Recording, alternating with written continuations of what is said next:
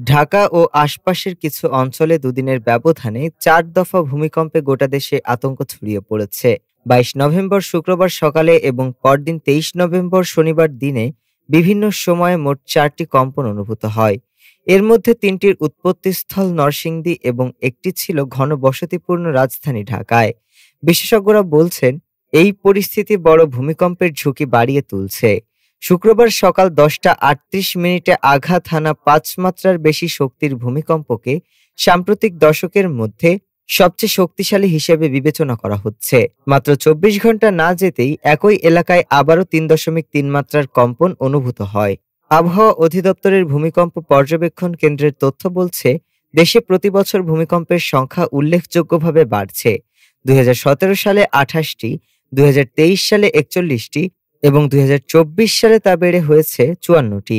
বিশেষজ্ঞদের মতে, সাম্প্রতিক ভূকম্পনগুলো ইঙ্গিত দিচ্ছে দেশের ভূত্বক অতিরিক্ত শক্তি সঞ্চয় করছে, যা ভবিষ্যতে বড় দুর্যোগ ডেকে আনতে পারে। ক্ষয়ক্ষতি কমাতে এখনই স্বল্প, মধ্য ও দীর্ঘমেয়াদী প্রস্তুতি গ্রহণ জরুরি। তারা ঘরবাড়ি নিরাপদ করা, জরুরি সরঞ্জাম প্রস্তুত রাখা এবং পরিবার ভিত্তিক পরিকল্পনা তৈরির পরামর্শ দিয়েছেন। এদিকে বাড়তে থাকা ঝুঁকি বিবেচনায় সরকারও তৎপর হয়েছে। সোমবার প্রধান উপদেষ্টা ডক্টর মোহাম্মদ ইউনূসের সভাপতিত্বে বড় ধরনের ভূমিকম্প মোকাবিলায় রাষ্ট্রীয় সক্ষমতা ও প্রস্তুতি নিশ্চিত করতে উচ্চ পর্যায়ের বৈঠক অনুষ্ঠিত হয়। ডেস্ক রিপোর্ট, আজ বার্তা।